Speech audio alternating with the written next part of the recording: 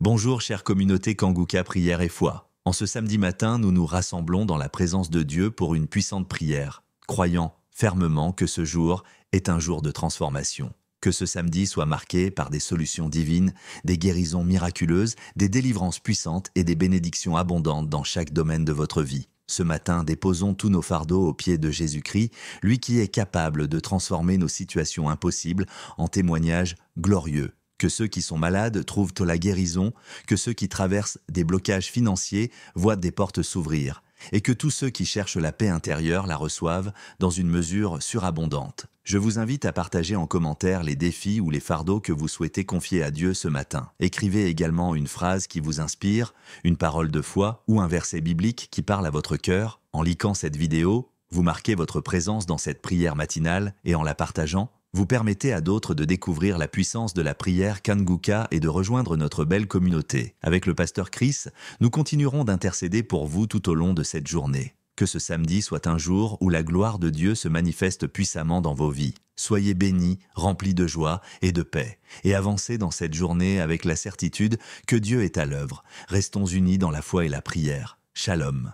C'est une joie immense de vous accueillir encore une fois dans l'émission Kanguka. Mon nom est Chris Nikomana. J'aimerais encore une fois vous rappeler que c'est très important de commencer la journée en parlant avec Dieu dès le matin. C'est très important. Dieu veut sentir qu'il est le numéro 1 dans ta vie. Il veut voir que tu as fait de lui ta priorité. C'est très important pour Dieu que quand tu commences la journée, la première personne que tu penses, c'est Dieu. Tu veux lui parler. Tu veux une relation avec lui avant de faire quoi que ce soit le matin. Ça, c'est très important. Dieu a besoin d'occuper la première place dans ta vie. Si tu fais ça, tu démontres que tu reconnais que tu ne peux rien faire sans lui. Tu es incapable de faire quoi que ce soit sans lui. Personnellement, j'ai compris que je ne peux rien faire par moi-même. Je ne peux pas marcher par moi-même. Je ne peux pas me réveiller le matin par moi-même. J'ai besoin de Dieu dans tout ce que je fais pendant la journée. Quand tu prépares ta journée, c'est un signe d'humilité. Tu dis à Dieu que tu ne peux rien faire de toi-même. Dieu veut voir son cœur. Dieu veut voir que c'est lui ta priorité. Il y a un verset très court que j'aimerais qu'on lise aujourd'hui. C'est dans Philippiens 4, verset 13. Il est dit, je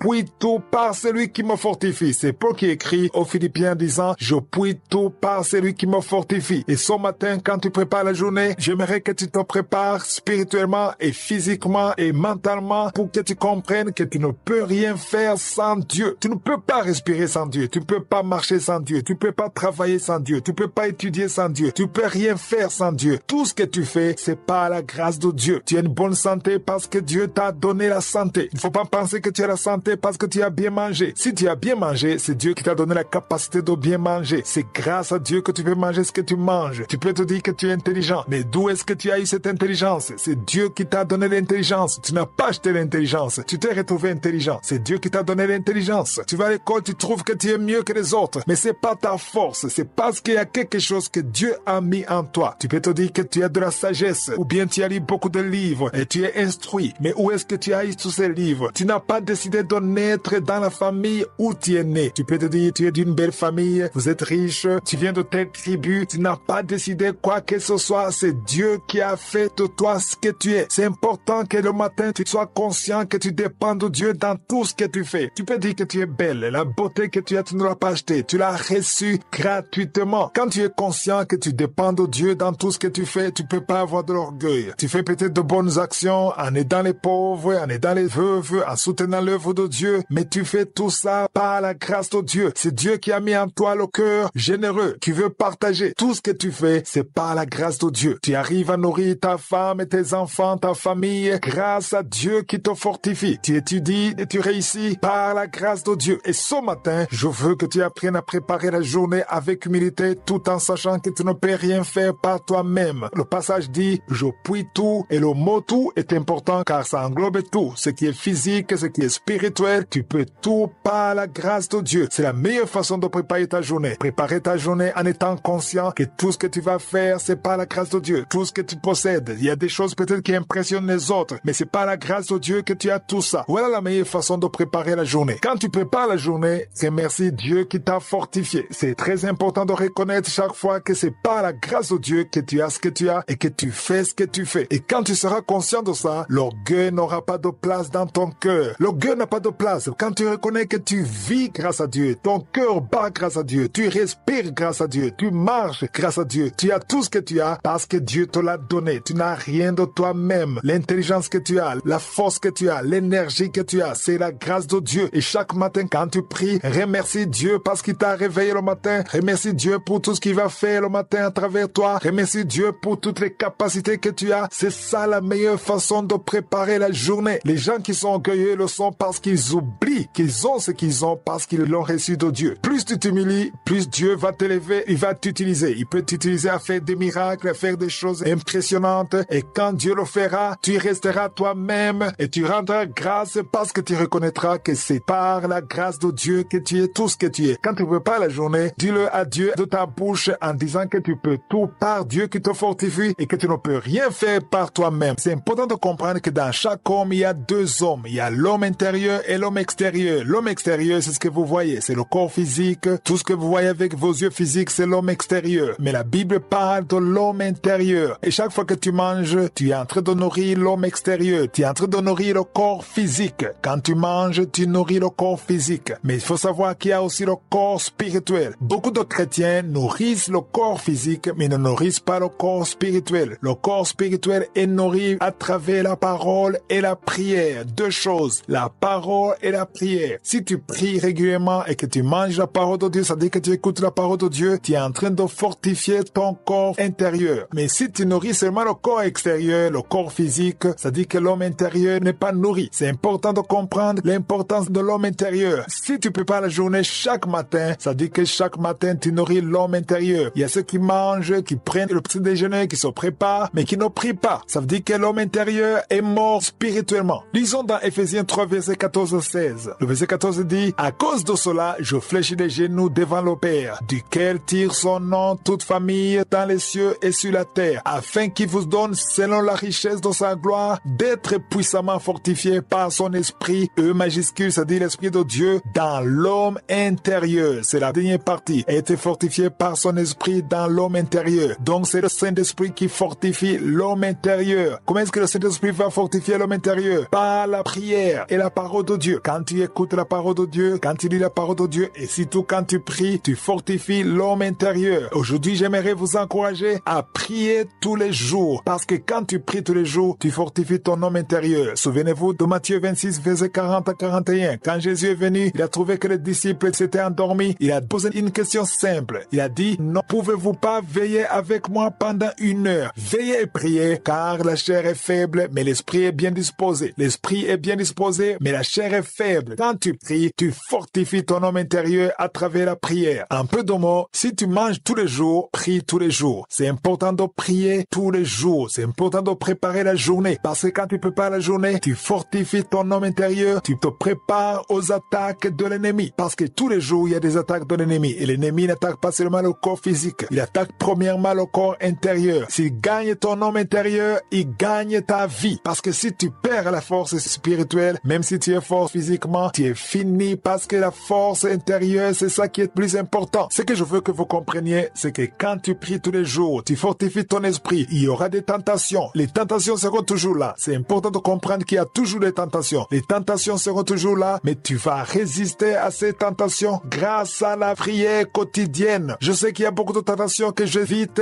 parce que je prie tous les jours. Si je ne prie pas tous les jours, je tomberai dans beaucoup de tentations. Il y a des tentations qui te visent, mais parce que tu pries, tu as la force de résister. Beaucoup d'enfants de Dieu nous disent qu'ils tombent dans le péché alors qu'ils savent dans le péché. Ceux qui tombent dans le péché de fornication, ils savent que c'est mauvais. Ils savent que c'est mauvais de le faire. C'est mauvais de coucher avec une femme qui n'est pas ta femme. Tu le sais très bien, mais tu le fais malgré ça. Tu le fais malgré que tu sais que c'est pas bon. Tu ne veux même pas le faire, mais tu te trouves dans une position de faiblesse où tu ne peux pas résister. Mais si tu pries tous les jours, si tu recommandes ta journée entre les mains de Dieu tous les jours, tu écoutes la parole de Dieu et tu pries régulièrement, tu auras la force de résister. Tu auras la force de résister à la tentation. Tu pourras dire non au diable. Tu pourras dire non à la chair. C'est pour ça que ceux qui prient tous les jours sont fortifiés. Jésus a dit, priez tous les jours. Veillez et priez tous les jours. Dans 1 Thessaloniciens 5, verset 17, il dit, priez sans cesse. Celui qui ne prie pas est faible. Celui qui prie régulièrement devient fort spirituellement. Tu peux paraître faible extérieurement, physiquement, mais si tu pries pries tous les jours, tu as une force. Moi, je ne m'inquiète pas pour un chrétien qui prie tous les jours, parce que si tu pries tous les jours, la force du Seigneur est avec toi, le Saint-Esprit est avec toi, la grâce de Dieu est avec toi, et tu auras une vie de victoire. Que la prière soit une vie, que tu aies envie de prier ou pas, mais que la prière fasse partie de ta vie quotidienne, parce que celui qui ne prie pas du tout est mort spirituellement. Tu as des soucis, tu es découragé, il y a une solution. Décharge-toi de tous tes soucis sur le Seigneur. Jésus veut porter tes soucis. Pourquoi est-ce que tu portes tous ces soucis alors qu'il y a quelqu'un qui vient les porter pour toi? C'est pourquoi dès le matin, tu devrais te décharger sur Dieu de tous tes soucis, parce qu'il prend soin de toi. C'est du moins la promesse que nous avons dans la parole de Dieu. Une des promesses que j'aime beaucoup dans la Bible, dans 1 Pierre 5, verset 7. Pierre a écrit en disant, déchargez-vous sur lui de tous vos soucis. Pas certains soucis, mais de tous vos soucis, car lui-même prend soin de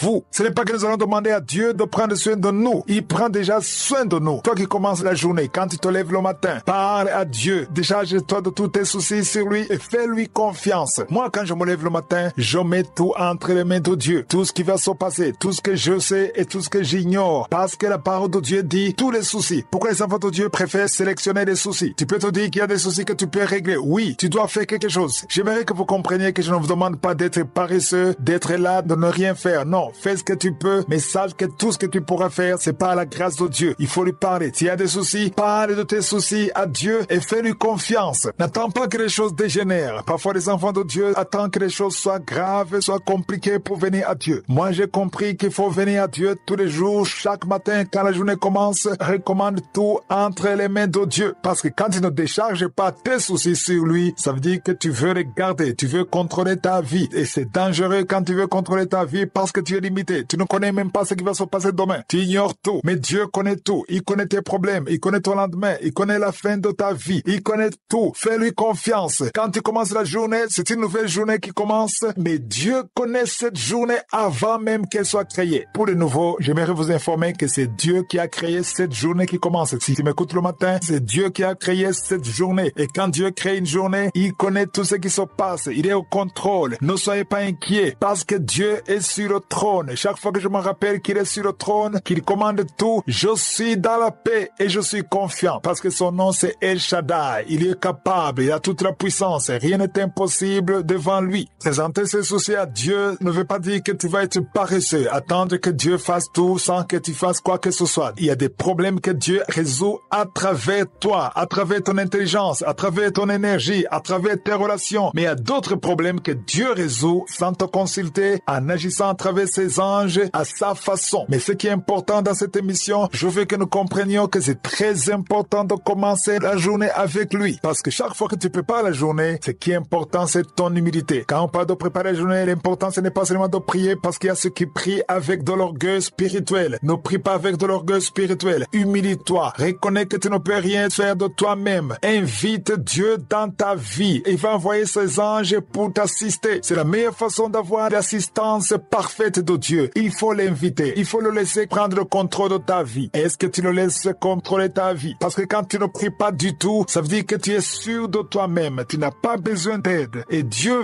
veut être ton maître. Il veut guider ta vie. Il veut influencer ta vie. Mais ne le fera pas par force. Il veut que toi-même tu l'invites. Et quand tu pries, ça veut dire que tu l'invites. Quand tu pries, ça veut dire que tu reconnais que tu ne peux pas y arriver seul. Voilà pourquoi chaque mercredi, je vous demande de commencer la journée avec Dieu. Tous les jours, quand tu commences la journée, ne commence pas la journée seul. Même si tu es retraité, même si tu es à la maison, parle à Dieu. Ouvre ta bouche. Manifeste la dépendance. Dieu aime la dépendance. Un enfant de Dieu qui est indépendant par rapport à Dieu, il n'a rien compris parce que tu ne peux pas contrôler la vie. Tu ne peux pas contrôler la journée. Tu ne peux pas contrôler les circonstances. Ce que tu peux faire, c'est de t'humilier et laisser Dieu te guider parce qu'il prend soin de toi. J'aime beaucoup ce verset de 1 Pierre 5, verset 7. Il dit, car lui-même prend soin de vous. On s'adresse à quelqu'un qui prend déjà soin de nous. Donc quand tu commences la journée avec Dieu, les choses peuvent mal tourner, mais tu sais que Dieu est avec toi. Avec Dieu, il n'y a pas de surprise. Nous sommes surpris, mais Dieu n'est jamais surpris. Ce qui est important, c'est de s'humilier, de commencer la journée avec lui, de lui faire confiance, de reconnaître que sans lui, on ne peut rien faire. Si tu dois aller au travail ou à l'école, tu peux pas aller comme tu dormais. Il y a quelque chose que tu dois faire. Tu dois te laver, tu dois te préparer, tu dois t'habiller. Et tu feras ça naturellement. Et dans cette émission, j'aimerais que ça soit naturel de se préparer spirituellement avant de sortir. De la même façon que tu te prépares physiquement, ça serait mieux que tu te prépares aussi spirituellement. Beaucoup d'enfants de Dieu quittent la maison sans se préparer spirituellement. Ils se préparent physiquement, ils se peignent, ils s'habillent, ils se préparent, mais ne préparent pas leur corps spirituel. C'est très important de te préparer spirituellement dans la prière. La meilleure façon de se préparer spirituellement, c'est de se préparer dans la prière. Aujourd'hui, j'aimerais qu'on lise dans Matthieu 5, verset 16. Ici, c'est Jésus qui parle. Il est écrit que votre lumière luise aussi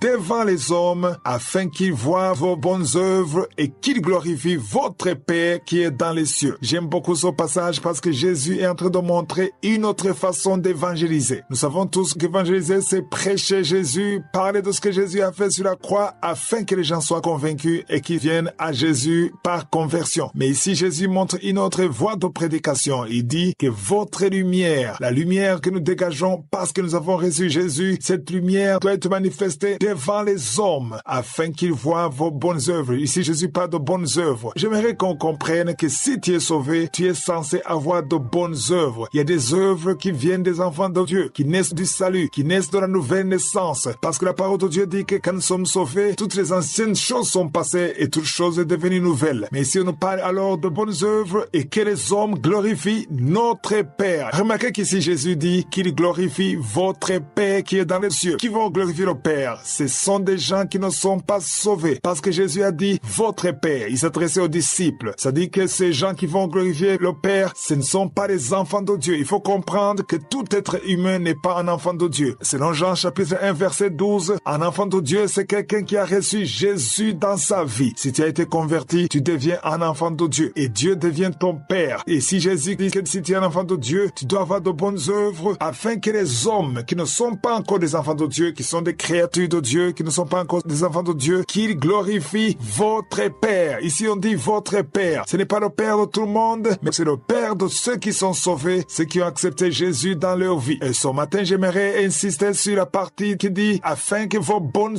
œuvres. Quelles sont les bonnes œuvres dont Jésus parle? Les bonnes œuvres, c'est toute action qui glorifie Dieu, toute action qui sauve quelqu'un. Nous devons comprendre qu'un enfant de Dieu doit donner quelque chose. Il faut une bonne œuvre. Quand on parle de bonne œuvre, beaucoup de gens croient qu'il faut monter les montagnes, il faut aller prêcher partout, mais ce n'est pas forcément ça. Même quand tu partages l'audio, tu es en train d'évangéliser. Quand tu fais quelque chose de bien à quelqu'un, tu fais une bonne œuvre. La bonne œuvre, c'est quelque chose qui est une bénédiction pour quelqu'un d'autre. Et j'aimerais qu'on comprenne que la bonne œuvre ne dépend pas de quelqu'un qui travaille. Même celui qui est à la retraite peut faire une bonne œuvre. Si tu es à la maison, il y a quelque chose que tu peux faire pour glorifier Dieu. Et je le dis souvent dans cette émission, chaque personne qui m'écoute peut faire quelque chose pour bénir quelqu'un. Chaque matin, quand tu prépares la journée, dis-toi que tu devrais bénir au moins une seule personne. Même si c'est juste une seule personne, il faut qu'il y ait quelqu'un que tu bénisses. Est-ce que tu as béni quelqu'un hier? Est-ce que tu as béni quelqu'un avant-hier? Un enfant de Dieu doit avoir cette nature de bénir les autres. Bénir quelqu'un, même les païens. Un païen, tu peux le bénir. Quand tu lui parles de Jésus, quand tu lui envoies une parole ou un audio d'évangélisation, tu le bénis. Quand tu témoignes ce que Jésus a fait pour toi, tu le bénis parce que tu le pousses à venir à Jésus. Tu peux te lever le matin, tu peux te demander un nom de quelqu'un et tu prends le téléphone, tu y envoies un message ou tu appelles ou tu exhortes. Tu connais quelqu'un qui a des difficultés, tu vas l'exhorter, tu vas l'encourager. Ça, c'est une bonne œuvre. Et en agissant ainsi, cette personne verra la gloire de Dieu, verra l'amour de Dieu en toi. C'est ce que Jésus a dit. Donc, quand tu prépares la journée, il faut pas seulement détruire les œuvres du diable, mais il faut aussi penser à faire quelque chose pour bénir quelqu'un. Que ce soit un chrétien ou un païen, fais quelque chose pour montrer l'amour et la générosité de Dieu. Il y a plein de choses que tu peux faire avec amour et qui peut pousser les gens à voir la gloire de Dieu et surtout la bonté de Dieu. Je connais quelqu'un qui pensait tout le temps à faire du bien. À un certain moment, il était chômeur, il n'avait pas de travail. Mais même s'il n'avait pas de travail, il ne restait pas à la maison. Il se levait, il visitait les hôpitaux, il visitait les malades, il les encourageait, il partageait la parole de Dieu et il priait pour eux. Et s'il y avait quelque chose, il partageait avec eux. Il avait vraiment impacté beaucoup de gens dans cet hôpital. Et tout le monde voyait en lui l'amour parce qu'il ne demandait rien, il n'exigeait rien, il ne te demandait pas de faire ceci ou cela, il partageait l'amour de Dieu. Et les gens étaient très étonnés de voir quelqu'un comme ça, un jeune homme qui visitait les malades alors qu'il n'attend rien en retour. Et beaucoup de gens se sont repentis parce qu'ils voyaient l'amour de Dieu. Chaque jour, tu devrais penser à faire quelque chose de bien. Le matin, quand tu te lèves, après avoir prié, pense à faire quelque chose pendant la journée. Pense à quelqu'un que tu peux bénir bénir. Tu peux même appeler quelqu'un que tu connais qui a des difficultés, il a besoin d'être encouragé, il a besoin d'une parole d'encouragement. Appelle la personne et partage l'amour de Christ. J'ai constaté que les enfants de Dieu pensent rarement à faire de bonnes œuvres pour les autres. Chacun, dans son côté, il passe du temps à demander à Dieu pour être béni pour son compte et sans penser aux autres. Chaque matin, tu devrais demander s'il y a une personne que tu peux bénir. Demande à Dieu de te guider vers quelqu'un. Fais quelque chose pour ton collègue. Fais quelque chose pour ton ami à l'école. Fais quelque chose pour la gloire de Dieu. Il y a certaines personnes qui ont fait de bonnes œuvres dans le passé, mais aujourd'hui, ils sont découragés. Pourquoi? Parce qu'ils trouvent que les gens sont ingrats. C'est vrai que la plupart des gens sont ingrats. Ils ne sont pas reconnaissants. Mais si tu fais une bonne chose, n'attends pas quelque chose en retour. Fais-le pour la gloire de Dieu. Fais-le en pensant à Dieu. Parce que si tu veux vraiment la reconnaissance des gens, tu vas te décourager. Parce que beaucoup de gens sont ingrats. Mais chaque fois que tu fais le bien, fais-le en pensant au Seigneur. Aujourd'hui, j'aimerais vous partager une parole courte qui est dans 2 Thessaloniciens 3, verset 13. 2 Thessaloniciens chapitre 3, verset 13. Il est dit, pour vous frères, ne vous lassez pas de faire le bien. Ici, quand on parle de frères, même les sœurs sont compris. Parce que dans la Bible, vous avez vu qu'on parle de frères tout le temps. Parce qu'à l'église, on écrivait aux frères. Mais quand on écrivait aux frères, même les sœurs sont concernées. Donc ici, on s'adresse à l'église, des enfants de Dieu. Ne vous lassez pas de faire le bien. Pourquoi est-ce qu'on les encourage de ne pas se lasser? Parce que parfois, on se lasse. Surtout quand on ne voit rien en retour. On fait le bien, mais les problèmes persistent. On fait le bien, il n'y a rien qui change. On fait le bien à quelqu'un et la personne n'est même pas reconnaissante. Mais la parole de Dieu nous encourage à ne pas nous lasser. Ne vous découragez pas. Persévérez. Faites le bien. Que le fait de faire le bien soit un mode de vie. Mais aujourd'hui, j'aimerais dire qu'à chaque fois que tu fais une bonne œuvre avec amour, il y a quelque chose qui est accompli dans le monde spirituel. Beaucoup de gens ignorent ça. Parce que quand on fait le bien, on s'attend à voir quelque chose physiquement avec les yeux physiques. On s'attend à une réaction de la part de la personne à qui on a aidé. Mais il faut comprendre que quand on fait le bien, un acte de faire le bien produit quelque chose spirituellement. Tu ne vois pas ça. Mais il y a un gain spirituel quelque part. Parce que Dieu est glorifié quand tu fais le bien. Les gens ne vont pas nécessairement rendre gloire à Dieu. Peut-être ils ne vont pas te remercier. Mais chaque fois que tu fais le bien, il y a une récolte dans le monde spirituel. Peut-être pas maintenant, mais tu le verras peut-être physiquement plus tard. Mais immédiatement, quand tu fais le bien, il y a un gain dans le monde spirituel. C'est vrai qu'il y a des fois des gens qui glorifient Dieu, qui rendent grâce à Dieu. Mais si tu fais une bonne œuvre dans le secret et que personne n'est au courant, sache que Dieu a vu ça. Dieu voit dans le secret et il est toujours glorifié. Et surtout quand tu le fais avec amour. Le passage dit que nous ne devons pas nous lasser de faire le bien. Donc quand tu fais le bien, toi qui fais le bien, continue de faire le bien. Toi qui ne fais rien, c'est le moment de faire le bien parce que si tu es un enfant de Dieu, Dieu s'attend à ce que tu fasses le bien. Et le matin, c'est mieux de se préparer à faire quelque chose pour quelqu'un. Il y a un autre passage que j'aimerais qu'on lise. C'est dans Colossiens chapitre 3, verset 23. Il est écrit, tout ce que vous faites, faites-le de bon cœur comme pour le Seigneur et non pour des hommes. Ça, c'est très fort. On a dit, faites-le comme pour le Seigneur et non pour des hommes. Et surtout, on a dit, faites-le de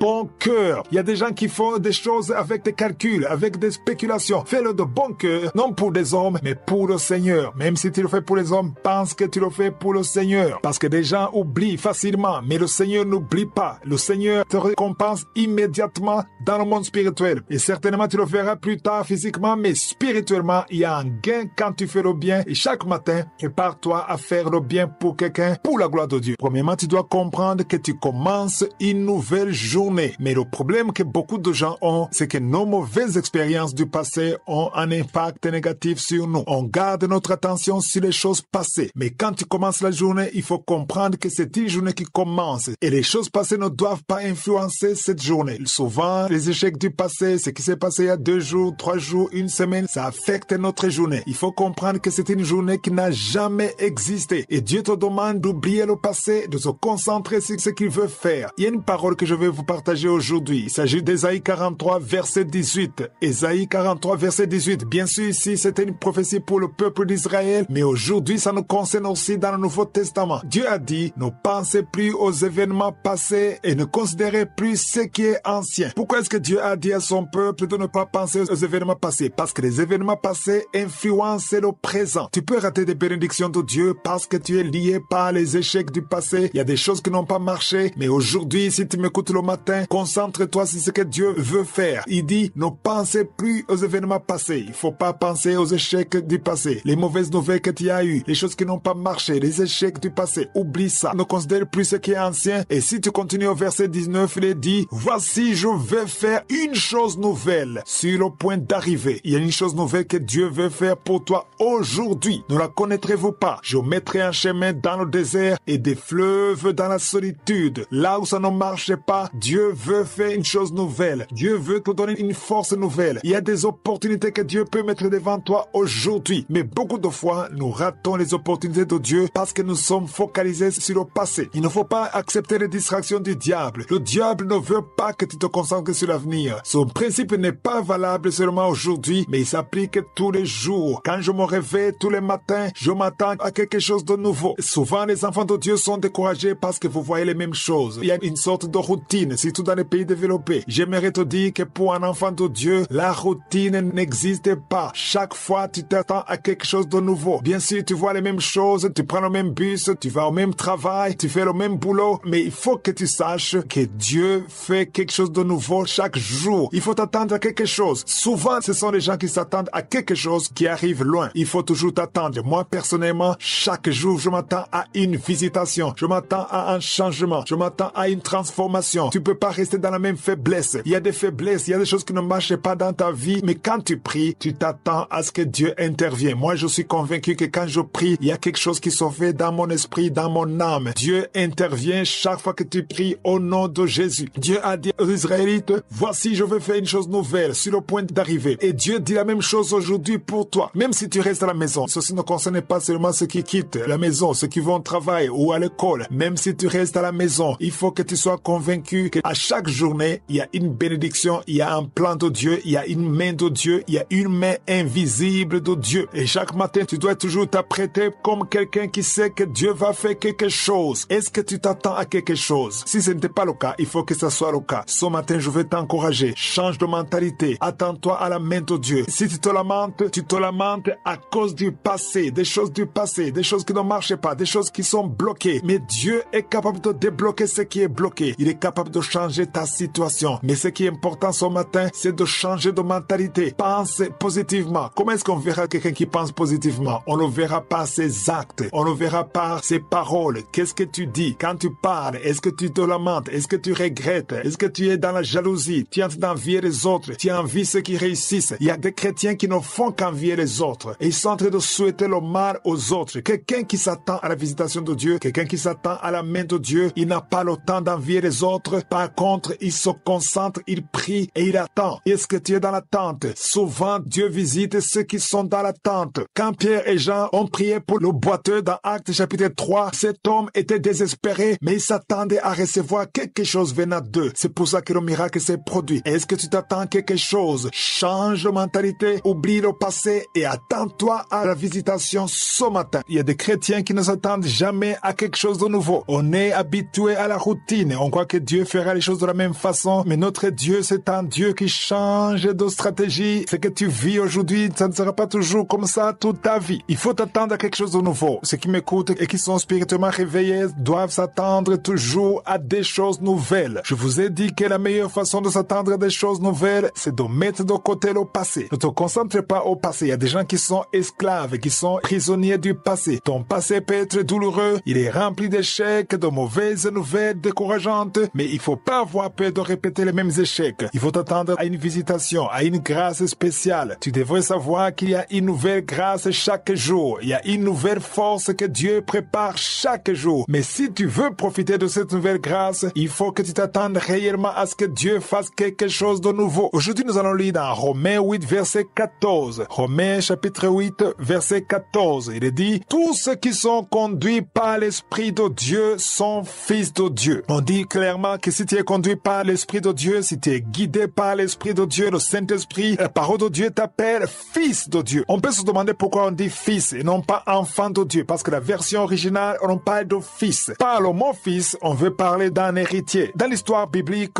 il n'y a que les fils qui héritent. En Israël, il n'y a que les fils qui héritent. Les filles n'héritent pas. Donc, toi qui es sauvé, si tu es une fille ou une femme, tu es concerné par ce verset parce que la parole de Dieu dit que dans le Seigneur, il n'y a ni homme ni femme. Donc, si tu es né de nouveau, si tu as accepté Jésus comme ton Seigneur et ton Sauveur, spirituellement parlant, tu es fils de Dieu. Donc, tu es héritier, même si tu es une femme ou une fille, tu es fils de Dieu. Tu es héritier héritier de Dieu. Donc ce verset te concerne. Si tu es conduit par le Saint-Esprit, tu es fils de Dieu. Donc si tu es fils de Dieu, tu dois laisser le Saint-Esprit te conduire, te guider. Mais comment est-ce qu'il va te guider? Il parle dans ton cœur. Souvent c'est une voix douce. Il t'inspire dans tes pensées. Tu as l'envie de faire quelque chose. Chaque fois que tu es prêt à faire quelque chose qui est contraire à la volonté de Dieu, le Saint-Esprit va te montrer que c'est pas bien. Il y a une voix douce. Il va te chuchoter dans ton cœur. Il va te dire c'est pas bien. Tu sens que la conscience te parle. Il y a beaucoup de choses que tu ne ferais pas si tu prenais le temps d'écouter la voix du Saint-Esprit. Beaucoup de chrétiens ne veulent pas écouter. Ils veulent juste suivre les prophètes, mais ne veulent pas écouter la voix du Saint-Esprit. Aujourd'hui, nous sommes dans le Nouveau Testament et nous sommes conduits par le Saint-Esprit. Il faut pas résister au Saint-Esprit. Quand le Saint-Esprit te dit de faire quelque chose, que tu ne le fais pas, tu sais que c'est mauvais, mais tu le fais quand même. Quand tu fais quelque chose qui est contre la parole de Dieu, tu résistes au Saint-Esprit et le Saint-Esprit est attristé. C'est ce qui est écrit dans Éphésiens 4, verset 30. Éphésiens 4, verset 30, il est écrit: n'attristez pas le Saint-Esprit de Dieu par lequel vous avez été scellés pour le jour de la rédemption. Ici, on dit clairement que le Saint-Esprit peut être triste. Comment est-ce que tu peux attrister le Saint-Esprit? C'est quand tu n'obéis pas, quand tu ne fais pas ce qu'il te dit de faire. Ceux qui m'écoutent qui sont chrétiens, tu es chrétien mais tu vis dans la pornographie, tu vis dans la masturbation et tu sais au fond de toi que c'est pas bien de le faire. Tu sais que c'est pas bien. Et au moment où tu veux le faire, au moment où tu veux suivre les désirs de ta chair, il y a une voix qui te montre que ce n'est pas bien, mais tu ignores cette voix. Chaque fois que tu ignores la voix du Saint-Esprit, il devient triste. Chaque fois que tu veux pas suivre son conseil, il devient triste. Et c'est toi qui l'as attristé. C'est pour ça que la parole de Dieu dit: n'attristez pas le Saint-Esprit. Il y a des chrétiens, à force de résister au Saint-Esprit, et tu n'entends même plus cette voix. Parce que le Saint-Esprit te donne plusieurs chances. Mais à certains moments, quand tu es têtu, tu ne veux pas écouter le Saint-Esprit, tu résistes. En ce moment, tu ne sens même plus cette voix. Des gens qui vivent une vie de masturbation. Tous les jours, tu vis dans la masturbation, tu vis dans la pornographie, et tu te dis chrétien. Tu es peut-être rentré dans la chorale, et tu sais que c'est pas bien. Et le Saint-Esprit te répète que c'est pas bien, mais tu l'ignores, tu persistes, tu continues malgré tout. Et tu sais que c'est un péché de souiller ton âme avec des pensées sexuelles. Il y a beaucoup de gens qui témoignent qu'ils ont été délivrés de la masturbation et vous le savez. Mais sachez que si vous persistez dans le péché, vous attristez le Saint-Esprit. La meilleure façon de le faire, c'est de parler au Saint-Esprit. Apprenez à parler au Saint-Esprit et demandez qu'il vous fortifie et surtout obéissez quand il vous parle. Parce que quand le Saint-Esprit te demande de faire quelque chose, il te donne aussi la force et la grâce de faire ce que toi tu ne peux pas faire de toi-même. Mais tout demande l'humilité. Parlez au Saint-Esprit et obéissez au Saint-Esprit. La première chose à savoir, c'est que chaque personne qui connaît Dieu et qui croit en lui a besoin de commencer sa journée dans la prière. Ne quittez pas votre maison sans prier. Un enfant de Dieu réveillé doit prier avant de sortir de sa maison. La prière doit être comme la nourriture. Ça doit faire partie de ta vie de tous les jours. La prière donne la force et elle permet d'être en communion avec Dieu. Quand tu pries, ton esprit est en communion avec l'Esprit de Dieu. Quand tu prépares la journée, tu te prépares à faire face à tout ce qui peut arriver au cours de la journée. La prière te permet d'éviter beaucoup d'obstacles du diable pendant la journée. Satan tend beaucoup de pièges aux enfants de Dieu. Et l'un des pièges favoris de Satan, c'est la colère. Tu dois comprendre que la colère peut engendrer le péché. C'est normal d'être en colère. Le problème n'est pas d'être en colère, mais de garder la colère en toi. Aujourd'hui, nous allons lire dans Éphésiens 4, verset 26. Éphésiens chapitre 4, verset 26. Il dit: si vous vous mettez en colère, ne péchez point, que le soleil ne se couche pas sur votre colère. J'aimerais que ce matin on analyse ce passage. On dit deux choses: se mettre en colère et pécher. Deux choses. La première chose, c'est de ne pas vous mettre en colère. Et on dit, si vous vous mettez en colère, ne péchez point. Ça veut dire que se mettre en colère, ce n'est pas le péché en soi, mais si vous gardez la colère en vous, il y aura certainement un péché. La colère engendre toujours le péché si elle reste en toi. C'est-à-dire, quand tu te mets en colère, ne gardez pas cette colère en toi. Ce verset dit que le soleil ne se couche pas sur votre colère. C'est-à-dire, ne gardez pas cette colère en toi pendant toute la journée. Si tu gardes la colère en toi pendant toute la journée, tu dois forcément pécher. C'est bien de savoir que chaque fois que la colère vient, il faut chasser cette colère au nom de Jésus. Il faut changer de pensée. Il faut pas garder cette colère en toi. Parce que le passage dit au verset 27 que si vous gardez la colère en vous, vous donnez accès au diable. Au verset 27, il dit: et ne donnez pas accès au diable. Autrement dit, la colère ouvre la porte au diable. Ça ouvre la porte à Satan. C'est-à-dire que la stratégie de Satan, c'est de provoquer la colère en vous. Et si vous gardez la colère, il y aura des pensées négatives. C'est pour ça qu'il y a des gens qui font des actions incontrôlées. Et plus tard, ils regrettent. Ils se demandent: comment est-ce que j'ai pu dire ça? Comment est-ce que j'ai pu faire ça? Comment j'ai fait cette action? Parce que tu as gardé la colère en toi. Donc, quand tu prépares la journée le matin, prie pour tes émotions. situation. Prie pour les circonstances de la journée avant que ça arrive. Parce que parmi les pièges de Satan, on a vu qu'il y a la colère. La colère est très dangereuse. En soi, elle n'est pas dangereuse parce que quand elle vient, elle est petite. Mais quand tu la gardes en toi, elle grandit. Si tu te mets en colère, par exemple, à 8 heures du matin et que tu gardes cette colère en toi, si cette colère reste en toi jusqu'à 18 heures, elle ne sera pas la même. La colère aura grandi et il y aura des pensées négatives. Le diable sait profiter quand quelqu'un est en colère. Quand tu es en colère, tu deviens vulnérable. Tu as des pensées charnelles qui ne sont pas conformes à la parole de Dieu. C'est pour cela que quand tu prépares la journée le matin, il faut prier pour tes émotions. Il faut prier pour tes pensées. Il faut prier pour les circonstances qui vont arriver et demander au Saint-Esprit de te donner la sagesse et la force de résister à la colère parce que la colère est très dangereuse. Donc, préparer la journée, ce n'est pas seulement prier. Prier, c'est bien, mais il faut aussi préparer ton cœur à travers la prière. Quand tu pries, prépare ton cœur. L'une des choses pour laquelle tu devrais prier le matin, c'est ton tempérament, car Satan a toujours des plans contre toi que tu ignores. C'est important de montrer à Dieu toutes les personnes que tu vas rencontrer aujourd'hui. Si tu m'écoutes le matin, montre à Dieu toutes les personnes que tu vas rencontrer. Il y a ceux que tu connais et d'autres que tu ignores. Montre à Dieu tes collègues, tes amis, partout où tu vas aller. Demande à Dieu de te précéder. Dieu te précède. L'importance de préparer la journée, c'est que les anges te précèdent et préparent ton chemin. Si tu travailles quelque part, prie pour tes collègues, prie pour ton chef, prie pour ton patron, prie pour tes amis, les personnes que tu vas rencontrer, prie pour eux. Parce que Satan sait comment provoquer des circonstances qui te mettent en colère. Et quand tu seras en colère, le diable sait comment t'infiltrer. Le verset 27 dit, ne donnez pas accès au diable. Au milieu d'une conversation, tu peux sentir qu'il y a la tension qui monte. Tu peux sentir que ça risque de se terminer mal. Et c'est pour ça que quand tu vois une conversation qui commence à créer des frustrations, sois sage et quitte la conversation, sors de cette conversation, protège ton cœur plus que tout. Plusieurs enfants de Dieu tombent dans le péché parce qu'ils ne voient pas le danger venir. Prépare ta journée, mets tout entre les mains de Dieu et laisse le Saint-Esprit te guider. Il faut prier pour ton cœur, il faut prier pour ta bouche, parce que le diable sait comment utiliser la bouche. Tu peux prononcer des paroles qui découragent, des paroles qui détruisent ceux qui vont t'écouter. Si tu vas au travail, si tu vas à l'école, il faut prier pour ta bouche, parce que ta bouche peut être un instrument de Satan. Quand je dis de préparer la journée, c'est pas seulement de prier une simple prière, mais il faut prier pour tout ce qui va se passer. Prie pour les personnes que tu vas rencontrer. Prie que le Saint-Esprit te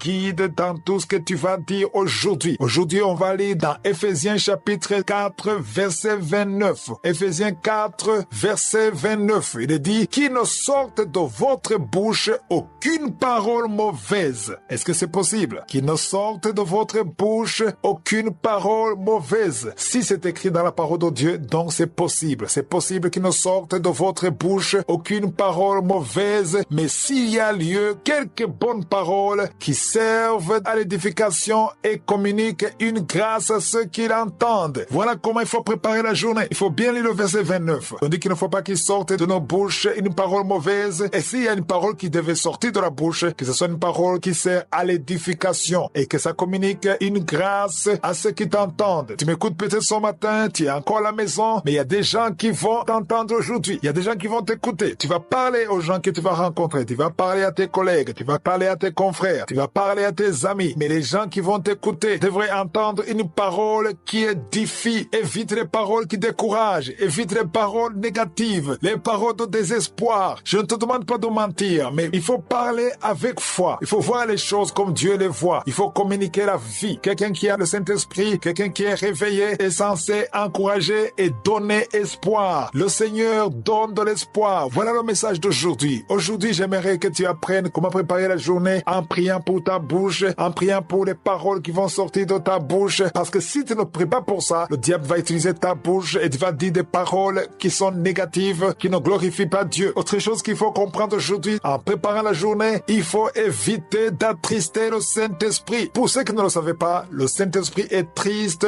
quand on le désobéit. Quand on désobéit, quand on ne fait pas ce que le Saint-Esprit nous dit de faire, il devient triste. C'est pour cela que chaque matin, quand tu pries pour la journée, prie pour la disposition de ton cœur. Que ton cœur soit disposé à écouter le Saint-Esprit. Parce que la parole de Dieu dit dans Romains 8, verset 14, que les enfants de Dieu sont conduits par le Saint-Esprit. Donc, il faut laisser le Saint-Esprit te guider. Dans Éphésiens chapitre 4, verset 30, il est dit, n'attristez attristé par le Saint-Esprit de Dieu, par lequel vous avez été scellés pour le jour de la rédemption. On dit qu'il ne faut pas l'attrister. C'est peut-être nouveau pour certains, mais le Saint-Esprit est triste quand on ne l'obéit pas. Et il ne force pas. Il te parle, il te montre. Tu peux te demander, comment est-ce qu'il peut me parler, puisque je n'ai jamais entendu sa voix. Sa voix n'est pas forcément audible. Souvent, il parle dans la voix intérieure, la voix cachée, dans le cœur. Tu as envie de faire quelque chose de bien conformément à la parole de Dieu, ça vient du Saint-Esprit. Tous ceux qui pêchent, tous ceux qui font des choses horribles, ils savent que c'est mauvais. Tous ceux qui font de l'adultère, la fornication, ils savent que c'est mauvais. Mais il y a une voix intérieure qui te chuchote dans le cœur. Il y a une voix qui te parle. Il faut écouter et obéir. Donc, en préparant la journée, il faut prier pour ta bouche, il faut prier pour ton cœur, il faut te préparer à marcher selon la voix du Saint-Esprit et surtout ne pas le résister. Et il faut le faire chaque matin. Et quand tu le fais avec foi, le Saint-Esprit sera vers toi pendant toute la journée. Si vous lisez dans Jean chapitre 15 verset 4, Jésus a dit à ses disciples, « Demeurez en moi et je demeurerai en vous. » On voit que pour que Jésus demeure en toi, il faut que toi tu demeures en lui. Demeure en lui et si tu demeures en lui, lui aussi va demeurer en toi. Comme le sarment ne peut de lui-même porter du fruit s'il ne demeure attaché au cep, ainsi vous ne le pouvez non plus si vous ne demeurez en moi. Jésus est en train de donner un message très profond en disant que pour qu'il demeure en toi, il faut d'abord que tu demeures en lui. Il donne l'exemple d'un sarment. Le sarment, c'est comme une branche qui ne peut pas demeurer sur un arbre et porter du fruit s'il ne demeure pas attaché au cep. Par cep, on veut parler du tronc. Un arbre a un tronc, il y a des branches, il faut que la branche soit attachée au tronc qui est le cep, sinon il n'y aura pas de fruit. Pour demeurer dans le Seigneur, tu dois d'abord apprendre à commencer la journée avec lui. Tu ne peux pas demeurer avec quelqu'un si tu n'étais pas avec cette personne dès le début. Quand on demeure, on faut d'abord un début. Le début, c'est être avec la personne et puis tu restes avec la personne. Donc tu peux pas rester avec Dieu pendant toute la journée si tu n'as pas commencé la journée avec lui. Il faut commencer avec lui et rester avec lui, demeurer en lui. C'est ça le message de ce matin. Jésus a dit, demeurez en moi et je demeurerai en vous. Comme le sarment ne peut de lui-même porter du fruit s'il ne demeure attaché au cep, ainsi vous ne le pouvez non plus si vous ne demeurez en moi. Ces paroles de Jésus sont très importantes. Le sarment ou la branche ne peut pas produire du fruit de lui-même. C'est impossible. Il tire la vie de l'arbre et l'arbre a des racines. Donc si tu coupes la branche, il n'y aura pas de fruit. La branche sera sèche et ne peut pas porter du fruit. Jésus veut que nous portions du fruit parce qu'au verset 5, il dit, « Je suis le cep. Vous êtes les sarments, nous sommes les branches et Jésus c'est l'arbre, c'est le tronc. Nous sommes les branches, nous sommes les sarments et Jésus a dit, c'est lui qui demeure en moi et en qui je demeure, porte beaucoup de fruits. Il n'a pas parlé seulement de fruits, mais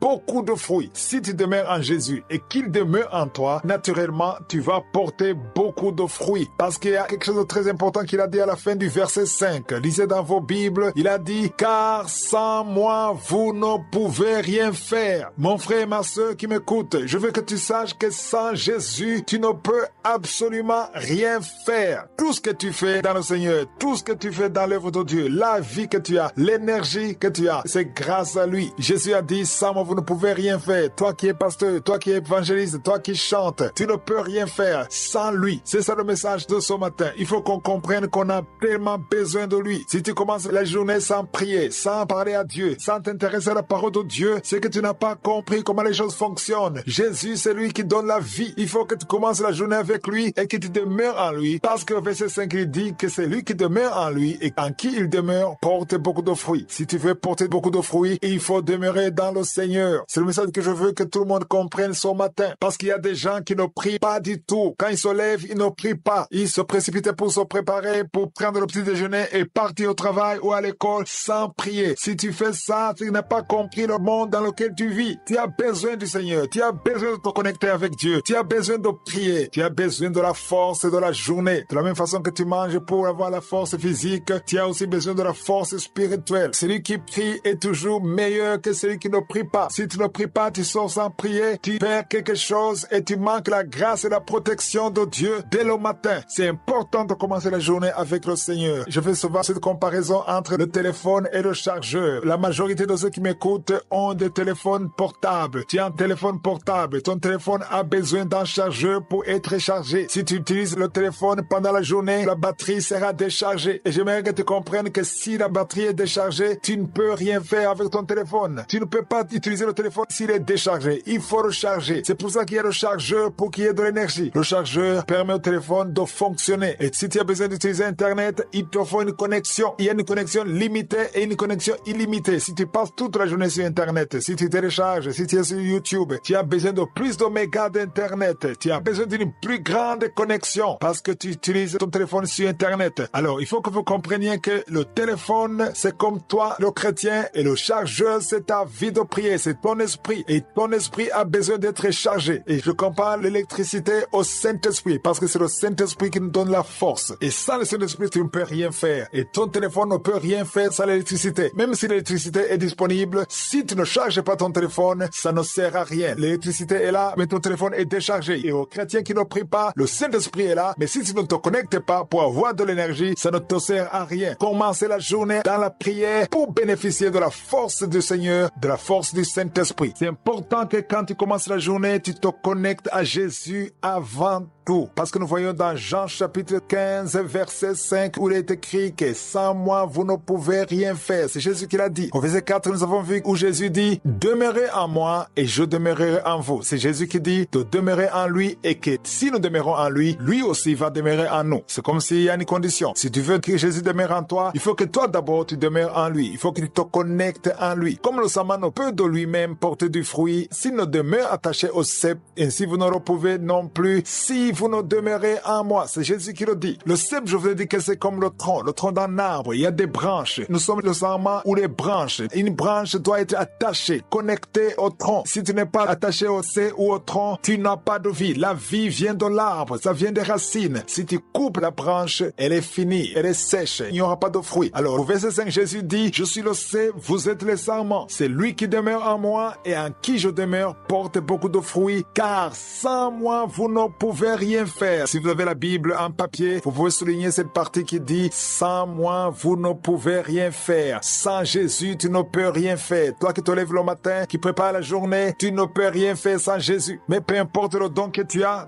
besoin de Jésus. Au verset 6, il est dit, si quelqu'un ne demeure pas en moi, il est jeté dehors comme le sarment et il sèche. Tu n'as plus de vie. Puis on ramasse les sarments, on les jette au feu et ils brûlent. Aujourd'hui, j'aimerais insister sur le verset 8. Je vous demande tous de lire dans vos Bibles Jean chapitre 15, verset 8. Jésus a dit, si vous portez beaucoup de fruits, c'est ainsi que mon Père sera glorifié et que vous serez mes disciples. Ça, c'est très important. Il dit si. J'aime beaucoup insister sur la partie qui dit si. Si, ça veut dire qu'il y a une condition. Jésus dit que si vous portez beaucoup de fruits, il n'a pas dit si vous portez des fruits, mais il a dit si vous portez beaucoup de fruits. Parce qu'un enfant de Dieu doit porter beaucoup de fruits. C'est ça qu'il faut demander chaque matin. Si tu veux sortir, il faut que tu aies des fruits. Et si tu portes beaucoup de fruits, c'est ainsi que mon Père sera glorifié. Dieu le Père ne sera pas glorifié juste parce que tu as des fruits. Non, il veut que tu portes beaucoup de fruits. Et quand tu porteras beaucoup de fruits, le verset 8 dit que tu seras appelé disciple de Jésus. Vous serez mes disciples. Aujourd'hui, j'aimerais que vous compreniez qu'il y a une différence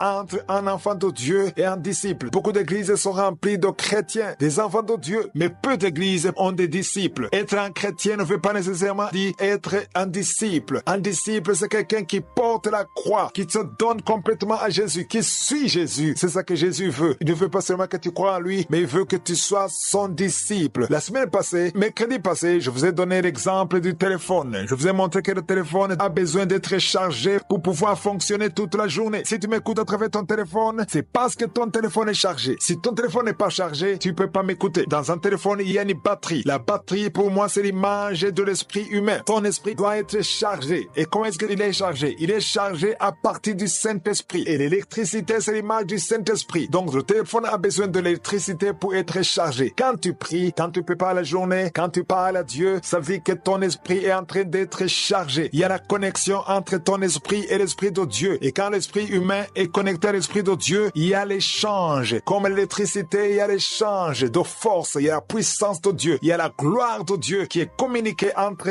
Dieu Dieu est son enfant. Donc le téléphone doit être chargé tous les jours. Il faut que ça soit chargé parce que plus Dieu t'utilise, plus il faut que tu sois chargé. Est-ce que tu es chargé, mon frère et ma sœur? Chaque matin, tu dois te charger dans la prière. Quand tu pries, c'est ton esprit que tu es en train de charger. Et c'est important de le charger pour pouvoir porter des fruits. Il faut que tu sois le disciple de Jésus. C'est important que nous comprenions que Jésus veut que nous portions des fruits. Il y a des chrétiens qui sont là, qui ne portent pas de fruits. Il y a personne qui peut bénéficier de ce que Dieu t'a donné. Il y a personne qui peut être béni à travers toi. Et le royaume de Dieu ne gagne rien de toi. Tu es là pour consommer. Un chrétien n'est pas là seulement pour consommer. Un chrétien doit bénir les autres. Un chrétien doit être une bénédiction. Et pour pouvoir apporter du fruit, il faut que tu te connectes à Dieu chaque matin. Il faut que tu prépares tes journées dans la prière. Et il faut que tu le fasses tous les jours. Voilà donc le bienfait de préparer la journée tous les jours. Ton esprit grandit. Et si tu le fais tous les jours, tu ne peux pas rester la même personne. Il y a un passage que je veux partager avec vous. C'est dans Luc chapitre 22, verset 31 à 32. Luc chapitre 22, verset 31 à 32. C'est Jésus qui parle. Il dit, Simon, Simon, ici par Simon, comprenez que c'est Pierre. Il a dit, Simon, Simon, Satan vous a réclamé pour vous cribler comme le froment. Qui a réclamé qui? C'est le diable, c'est Satan qui a réclamé les disciples. Il n'a pas dit, Simon, Satan t'a réclamé. Il a dit, il vous a réclamé. Satan a réclamé les disciples. Il les a demandés à Dieu. C'est important de comprendre que chaque jour, Satan te réclame. Souvenez-vous de Job. Avant d'être attaqué par le diable, Satan a réclamé Job. Il a demandé la permission à Dieu. Chaque matin, le diable te réclame. Voilà pourquoi il faut prier tous les jours. Parce qu'avant même que tu te lèves, le diable te réclame. Si les gens comprenaient cela, personne ne quitterait sa maison sans prier. Je dis, si les gens comprenaient cela, personne ne quitterait sa maison sans prier. Parce que quand tu sais que pendant que tu dors, avant que tu te lèves, le diable te réclame. La meilleure façon de briser cette réclamation, c'est la prière. Satan a réclamé Pierre. Il a réclamé tous les disciples. Mais au verset 32, Jésus dit, mais j'ai prié pour toi. Tu vois, Satan a réclamé Pierre ou Simon et les disciples, mais Jésus a prié pour lui. Remarquez qu'il a dit, j'ai prié pour toi. Il n'a pas dit, j'ai prié pour vous. J'ai prié pour toi, afin que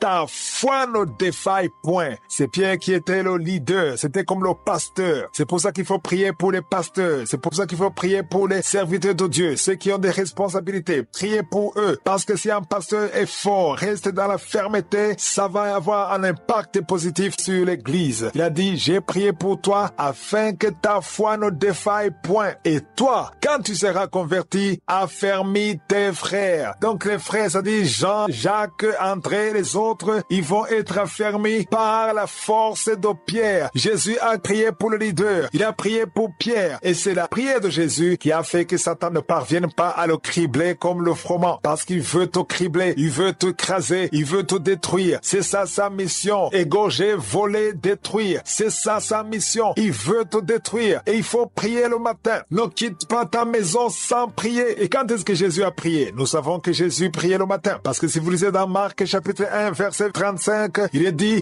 vers le matin. C'est pas le matin, mais vers le matin. Le matin c'est 6 heures du matin. Mais c'est vers le matin pendant qu'il faisait encore très sombre. Pas seulement sombre, mais très sombre. Je suis en train de lire Marc chapitre 1 verset 35. Jésus se levait le matin quand il était encore noir, quand il faisait nuit, quand c'était sombre, très sombre. Et il se leva et sortit pour aller dans un lieu désert où il pria. D'autres versions disent, il se leva pour aller dans un lieu secret. Jésus se levait le matin pour prier. Et c'est pendant le matin qu'il a intercédé pour Pierre afin que Pierre soit fort pour pouvoir fortifier les autres. Toi qui m'écoutes ce matin, je t'encourage à imiter Jésus. Sois comme Jésus. Lève-toi très tôt le matin. N'attends pas que le soleil se lève alors que tu dors encore. Quelqu'un qui est réveillé se lève le matin parce qu'il sait que c'est pas la prière qu'il a la victoire. Satan te réclame tous les jours, toutes les nuits. Tu es réclamé. Et beaucoup d'enfants tombent dans le piège. Ils tombent dans le piège parce qu'ils ne prient pas. Quand tu ne pries pas, tu ne permets pas aux anges d'intervenir. Mais quand tu pries tous les jours, quand tu intercèdes tous les jours, ça veut dire que tu permets aux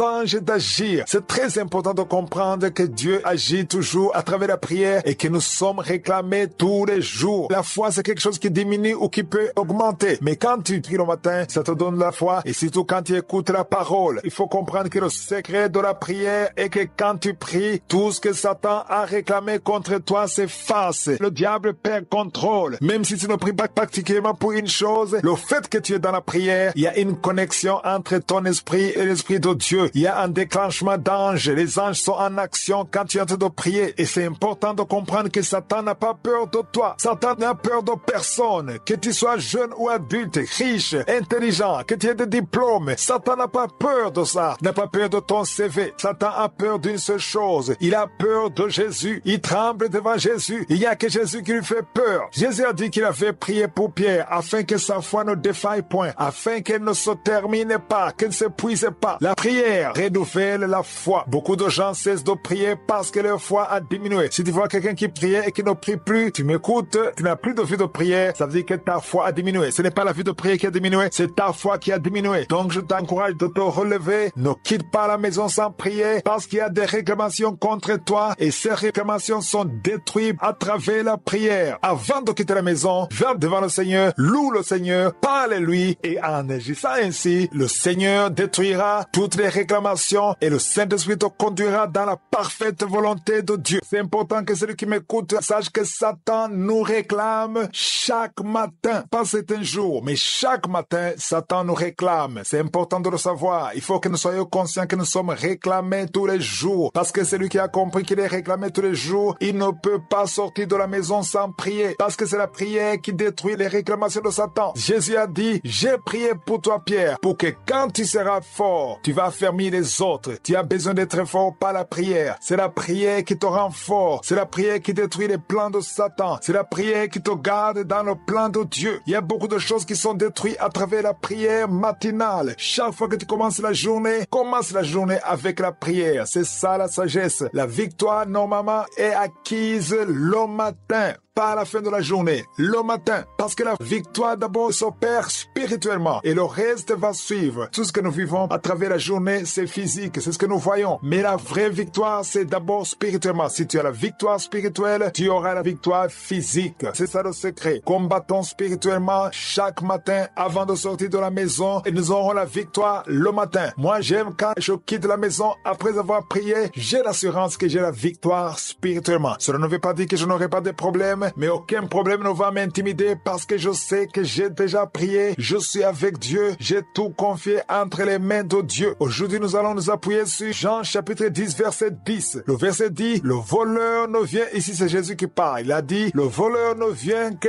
pour dérober, égorger et détruire. Trois choses, dérober, égorger et détruire. C'est ça sa mission. Ce qu'il ignorait, c'est ça la mission de Satan. Satan a une mission particulière pour toi. Il y a trois choses qu'il veut faire contre toi chaque journée. Il veut te dérober, c'est-à-dire il veut te voler, il veut te gorger, c'est-à-dire il veut te tuer et il veut te détruire. Il veut détruire ta vie, il veut détruire ton avenir, il veut détruire tes bénédictions. C'est ça sa mission. Il a des émissaires, il a des anges qu'il a envoyés pour te voler, pour te tuer et pour te détruire. Il ne fait rien que ça. C'est ça sa mission. Et si tu as compris cela, tu as intérêt d'avoir une bonne relation avec Dieu pour rester avec Jésus partout où tu vas et c'est là où tu auras la couverture spirituelle. S'il ne t'a pas encore tué, c'est parce qu'il n'a pas eu l'occasion. Il cherche à te tuer, mais tu es couvert, tu es protégé. Dieu te protège tous les jours. C'est pour ça qu'il faut le remercier tous les jours. Moi, chaque matin, je le remercie pour la vie, je le remercie pour la protection. Je sais que ma vie serait complètement désastreuse sans l'assistance de Dieu. Il y a la main de Dieu sur moi, même si je ne la vois pas physiquement, je sais qu'elle est là. Si toi tu respires, si tu vis encore, si tu n'es pas détruit, dérobé, volé, c'est parce que la main de Dieu est sur toi. C'est pour ça qu'il faut rendre grâce. Si tu ne rends pas grâce, ça veut dire que soit tu ne comprends pas, soit tu es ingrat. On a compris la mission de Satan. C'est important de le comprendre. Il veut détruire ta vie. Il veut voler tes bénédictions. Il veut arrêter ta vie. C'est le monde dans lequel nous vivons aujourd'hui. J'aimerais vous donner un exemple ce matin. Imagine que tu es dans une maison le matin et que tu veux sortir. Mais avant de sortir, on t'informe qu'il y a des ennemis qui t'attendent dehors, qui sont prêts à t'attaquer. Ils ont des flèches, ils ont des fusils, ils ont des armes. Ils veulent te détruire. Est-ce que tu oserais de sortir normalement comme si de rien n'était? Non. Tu vas chercher à te protéger. S'il faut sortir, tu es forcé à sortir, tu vas te protéger. Tu vas essayer de trouver des militaires pour te protéger. Tu vas essayer de chercher une armée pour t'escorter, pour que tu puisses sortir. Sinon, tu es condamné à mourir. Dans les pays qui sont en guerre, il y a certaines rues que tu ne peux pas utiliser à moins que tu sois escorté par des militaires. Les militaires t'escortent pour assurer ta protection. Si tu vas seul, tu es condamné à mourir. C'est comme si tu te suicides. Il y a des chrétiens qui sortent comme ça sans prier. Ils mangent, ils s'habillent, ils se préparent, ils se coiffent et ils sortent sans se soucier de quoi que ce soit alors qu'il est un enfant de Dieu, alors qu'il est né de nouveau. Les chrétiens qui font ça, ils font ce que moi j'appelle un suicide spirituel. Si tu sors sans prier, c'est comme si tu t'exposes. Tu es en train de te suicider spirituellement parce que tu te mets en danger. La protection, l'assurance, c'est de parler avec Dieu avant de sortir. C'est de prier avant de sortir. C'est d'être sûr que tu es avec Dieu parce que c'est Dieu qui est plus fort que Satan. Satan n'a pas peur de toi. Il a peur de Jésus. Il faut avoir la relation avec Jésus afin d'avoir l'assurance avant de sortir de la maison. Et en agissant ainsi, tu sais que tu as la protection divine. Si tu as la protection spirituelle, tu as déjà la victoire dans le monde visible. Ne cherche pas Dieu quand tu as des problèmes, mais cherche-le tous les jours et c'est un signe d'humilité.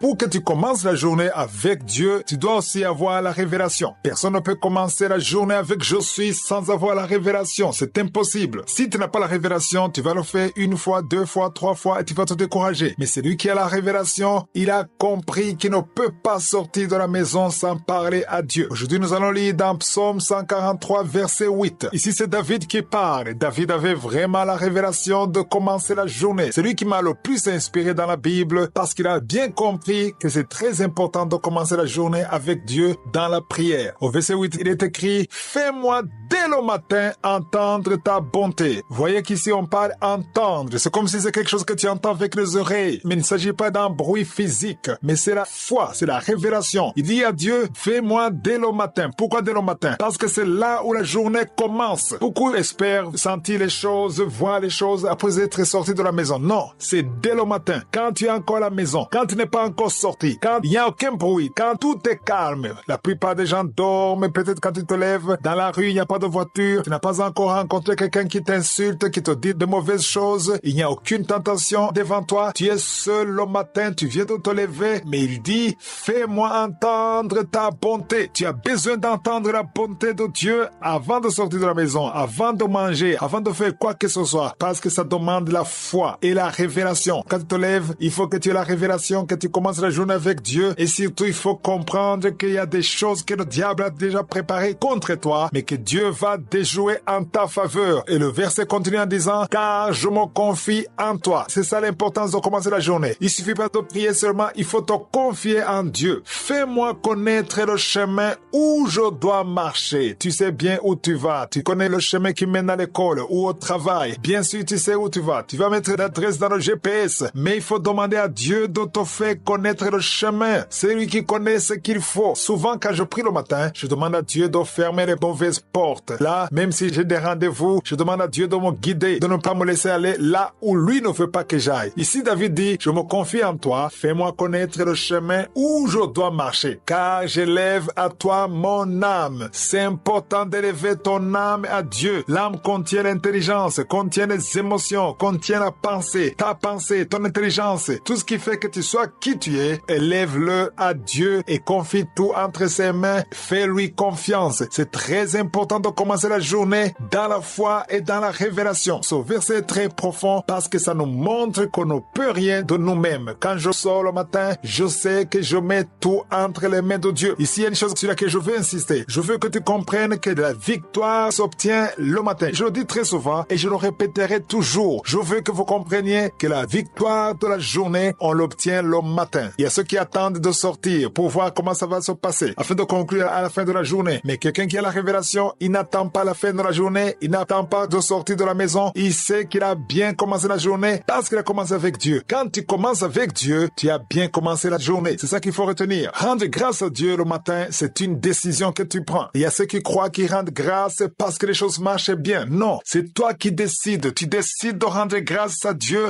peu importe la situation, que ce soit mauvaise ou bonne, rends grâce à Dieu. C'est pourquoi tu dois commencer la journée en invoquant Dieu pour qu'il te montre sa bonté. Le verset dit, montre-moi ta bonté. La bonté de Dieu, c'est lui qui te la montre. La bonté de Dieu, c'est sa gloire. Ça se fera dans ton esprit. Ce n'est pas des choses physiques que tu dois voir. Et ça, tu l'as dès le matin avant de sortir de la maison. Vous comprenez par là qu'il s'agit de la foi. C'est la foi. Tu y crois. Tu as de l'espérance. Si tu y crois vraiment, tu vas vivre ça tous les jours. J'ai vu des gens qui ont écouté ces enseignements, qui ont commencé à préparer la journée 1 semaine, 2 semaines et ils abandonnent. Pourquoi? Parce qu'ils croient que commencer la journée, c'est de la magie. Tu commences la journée, il y a des choses qui vont se passer dans la journée parce que tu as commencé la journée. Quand tu commences la journée, tu te mets entre les mains de Dieu, tu lui fais confiance et tu veux marcher avec lui. Et cela ne veut pas dire que tu n'auras pas de problème. Il y aura des problèmes peut-être, mais même s'il y a des problèmes, tu sais que tu es avec Dieu. Les problèmes seront toujours là. Ne priez pas pour qu'il n'y ait pas de problème dans la vie. Les problèmes seront là, mais ça ne fait pas peur parce que tu es avec Dieu. Commence avec Dieu, commence avec lui et marche avec lui partout où tu iras et tu seras en sécurité parce que lui-même guidera ta vie. C'est important de comprendre que quand on commence la journée avec Dieu, ça veut dire qu'on honore Dieu. Honorer quelqu'un veut dire le mettre à part, le distinguer des autres. Je ne sais pas si vous avez remarqué que si vous invitez un ami, un voisin, bien sûr vous l'honorez, vous le respectez en tant qu'ami. Et s'il arrive que ton voisin te rend visite, tu te sens à l'aise, tu partages avec lui ce que tu as dans ta maison. Il n'y a pas de choses compliquées, c'est tout à fait normal parce que c'est ton ami. Vous êtes familier, vous vous voyez souvent. Mais quand tu invites quelqu'un que tu respectes, par exemple, supposons que tu invites ton pasteur à l'église, tu l'invites chez toi. Il y a un accueil particulier que tu vas réserver à ton pasteur qui est différent de ton voisin ou n'importe qui parce que tu l'honores. Tout dépend de la façon dont tu vois ton pasteur. Si tu le respectes, si c'est quelqu'un que tu donnes beaucoup d'importance, beaucoup de respect, ça veut dire que la façon dont tu vas l'accueillir est très différente des autres qui sont familiers avec toi. Ou supposons que le président de ton pays ou le roi de ton pays te dit qu'il va venir dîner chez toi le soir. L'accueil que tu vas réserver à ton président ou à ton roi est très différent de l'accueil que tu réserves à ton voisin ou un ami que tu rencontres tous les jours. Maintenant, je ne suis pas en train de te parler d'un président, je ne te parle pas d'un roi, je ne te parle pas d'un ministre, mais je te parle du Dieu vivant qui a créé le ciel et la terre. Si Dieu te visite ce soir dans ta maison, comment est-ce que tu vas l'accueillir? Essayez d'imaginer quand Jésus a dit à Zachée, il a dit, ce soir je vais venir dîner chez toi. Comment est-ce que Zachée l'a accueilli? Essayez de vous imaginer ça. Il l'a honoré parce qu'il avait beaucoup de respect et beaucoup d'estime pour Jésus. Vous vous souvenez que quand Jésus passait, Lazare est monté sur un arbre pour pouvoir le voir. Donc Jésus était quelqu'un de très important. Et si Dieu vient dîner chez toi, ton accueil va montrer la façon dont tu vois Dieu. C'est pour cela qu'aujourd'hui, j'aimerais qu'on se base sur la parole qui est écrite dans Malachie chapitre 1 verset 6. Malachie chapitre 1 verset 6. Dans ce passage, Dieu réprimande son peuple en disant, où est mon honneur? Il est écrit, un fils honore son père et un serviteur son maître. Si je suis père, où est l'honneur qui m'est dû? C'est Dieu qui pose la question. Où est l'honneur qui m'est dû? Si je suis maître, où est la crainte qu'on a de moi? Dieu veut être honoré. Chaque fois que tu te réveilles le matin, si tu dis je ne peux pas sortir de la maison sans prier, je vais d'abord m'humilier et entrer dans la présence de Dieu. Je vais rendre grâce. Ça veut dire que tu honores Dieu. Dieu est touché quand son enfant se lève le matin et commence à lui parler avant de parler à qui que ce soit. Quand tu commences la journée avec Dieu, il faut comprendre que tu l'honores.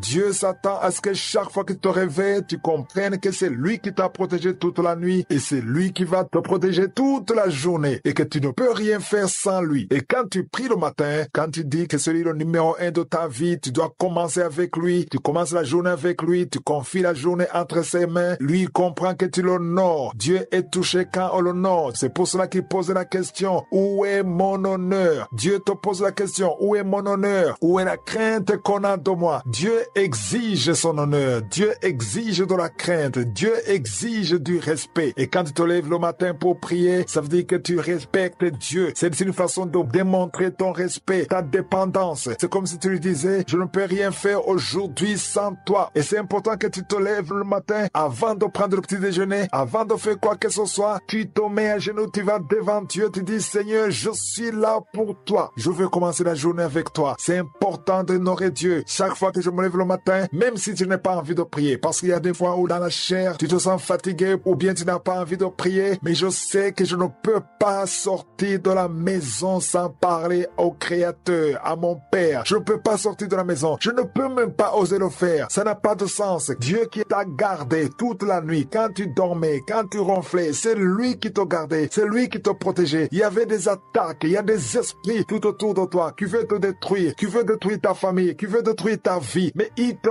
garde, il te protège. Tu respires encore, tu vis encore grâce à lui et tu sors sans prier. Commence la journée avec Dieu. Ce qui est important, c'est de faire de sorte que chaque matin tu pries comme une vie normale. Prier devrait être ton style de vie. Prier devrait faire partie de tes habitudes. Ça ne devrait pas être un problème. Il faut que ça soit naturel dans ta vie parce que ça demande de la discipline. Ne quitte donc jamais la maison sans prier. Laisse-le être ton maître et il va te guider toute la journée et il sera touché par l'honneur que tu lui donnes en commençant par lui le matin.